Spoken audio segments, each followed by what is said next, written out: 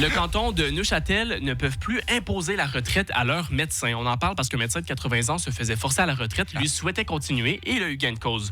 C'est peut-être de l'âgisme ce que je vais faire, mais ça me rend un peu mal à l'aise. Parce que, bon, évidemment, ils ont des examens, ces médecins, pour continuer à pratiquer, mais c'est des examens en lien avec la médecine. Donc, ça se peut qu'ils réussissent cet examen, mais qu'ils échouent leur examen pour garder leur permis de conduire. Oui. Et moi, l'idée d'aller voir un médecin qui ne peut plus conduire, ça me stresse parce que, en fait, l'idée que j'aimerais exprimer, c'est que si tu n'arrives plus à faire un parking en créneau, tu devrais plus être en mesure de me vérifier la prostate. Parce qu'il y a objectivement plus de place dans un parking à créneau que vers ma prostate, et ça me stresse. Voilà. C'est comme ça que je le vois. C'est une façon de voir les choses, si on veut. Sur l'autoroute A1 vers Soleure, ils étaient en plein travaux. Ils ont découvert des ruines d'une villa romaine datant du 2e siècle. C'est une ruine absolument incroyable. Et c'est un archéologue bénévole qui l'a trouvé sur le chantier. Et ça m'a surpris, un archéologue bénévole. Pour moi, c'est une façon mignonne de dire un enfant dans un bac à sable.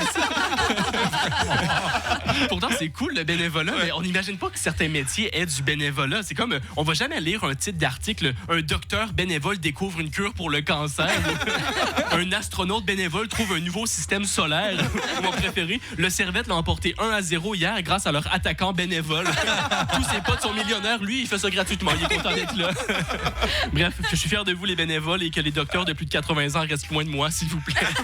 Bonne semaine. Bravo, Noah! Les bénévoles, c'est au festival, quoi. C'est au Caribana, c'est au Paléo. On les remercie. Oui, c'est vrai. Des événements sportifs aussi. On ne savait pas qu'il y en avait effectivement aussi en archéologie. Ils aiment creuser, je pense. C'est peut-être un gars qui a fait des études, et sauf que lui, archéologue, c'était forcément avec un fouet, un chapeau. Et le gars voulait être Indiana Jones, et à l'école, il trouve pas de métier.